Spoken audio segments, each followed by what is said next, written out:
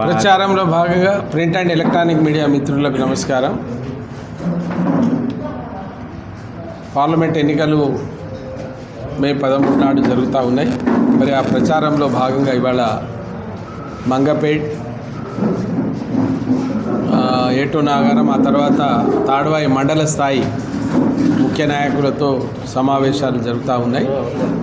వాళ్లను ప్రచారంలో భాగంగా ఏ విధమైనటువంటి చర్యలు తీసుకోవాలి, ఏ విధంగా మనం గెలుపుకు కారణం కావాలన్న సందేశాన్ని జిల్లా అధ్యక్షులు మరియు పార్లమెంట్ కన్వీనర్ గారు పార్టీ ఆదేశాన్ని ప్రకారంగా వాళ్ళు వచ్చారు. దాంట్లో భాగంగా నేను కూడా వచ్చాను. నేను ఈ ప్రాంతానికి కొత్తగా పరిచయం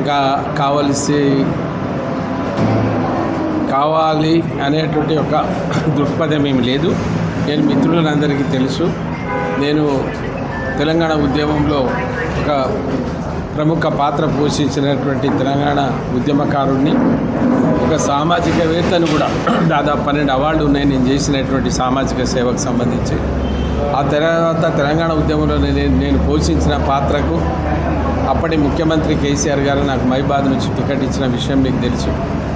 ఆ 16వ లోక్సభలో 2014 నుంచి 19 వరకు చేసినటువంటి నా అభివృద్ధి కార్యక్రమాలు, నాకు ఉన్నటువంటి మంచి పేరుతో పాటు ఇది సెకండ్. దాన్ని గమనించినటువంటి గౌరవ ప్రధానమంత్రి మోడీ అధిష్టానం, భారతీయ జనతా పార్టీ అధిష్టానం నాకు ఆహ్వానం పలికింది.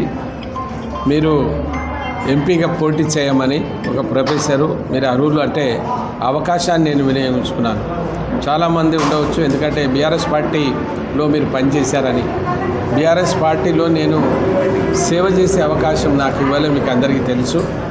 ఇట్లా ఎన్ని సంవత్సరాలని నేను నా ఆత్మను చంపుకొని నాకు ఆ ఇబ్బందులు నేను ఎందుకు పడాలి? ఒక జాతీయ పార్టీ పిలిచి టికెట్ ఇస్తుంది కదా, సేవ చేసే అవకాశం కల్పిస్తుందని నేను భారతీయ జనతా పార్టీలో వచ్చాను. మరోసారికి అధిష్టానానికి నేను నా కుటుంబ తరఫున ధన్యవాదాలు తెలియజేస్తున్నాను. ఇకపోతే మిత్రులారా, ఈ ఎన్నికలు ఈసారి జరిగేటువంటి సార్వత్రిక ఎన్నికలు 18వ లోక్సభకి, ఇది కేవలం ఈ దేశాన్ని ఎవరు రక్షిస్తారు? ఇంత ప్రపంచ దేశాలు అధిక జనాభా ఉండేటువంటి 140 కోట్లకు పైగా ఉండే ఈ దేశాన్ని ఎవరు సుభిక్షంగా ఎవరు ఉంచుతారు? బతకటమే కాదు కదా, ఈ దేశ పరువు ప్రతిష్టను దేశ విదేశాలలో కూడా పెంపొందించి ఒక గౌరవంగా బతుకుతామనేటువంటి ఒక నినాదంతో పనిచేస్తున్నటువంటి మోడీ గారిని 3వసారి ప్రధానమంత్రిగా ఎన్నుకోవాలని ప్రజలు డిసైడ్ అయ్యారు. దీన్ని ఎవరు ఏం చేసినా అది మారేటువంటిది కాదు. కనుక మోడీ గారి ప్రభంజనం, మోడీ గారు చేస్తున్నటువంటి అభివృద్ధి కార్యక్రమాలు, మోడీ గారు గత 10 సంవత్సరాలుగా ఈ దేశానికి అందిస్తున్న సుస్థిరమైనటువంటి పాలన, అన్ని రంగాలలో ఎవరు వేలు పెట్టి చూపేటువంటి పరిస్థితి లేదు. కనుక వారి నాయకత్వంలో వారికి ఉన్నటువంటి ఆ గోల్ను నేను మచ్చలేనటువంటి వ్యక్తిని. నా మీద ఎక్కడ ఏమీ లేదు.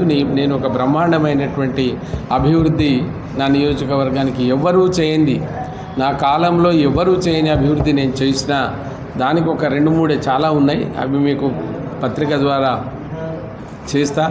రామప్పకు ప్రపంచ వారసత్వ సంపదగా గుర్తించడంలో నా పాత్ర, ఘనమైన పాత్ర ఉంది.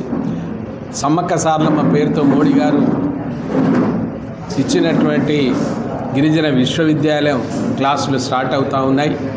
దాంతోపాటు ఈ ఒక గౌరారం నుంచి భద్రాచలానికి కనెక్టివిటీగా 230 కిలోమీటర్ల జాతీయ రహదారి పనులు ప్రారంభమవుతూ ఉన్నాయి. మైబాద్లో ఒక పాస్పోర్ట్ కేంద్రం స్టార్ట్ అయింది. 7 ఏకలవ్య స్కూల్స్, 7 సబ్ పోస్ట్ ఆఫీసులు,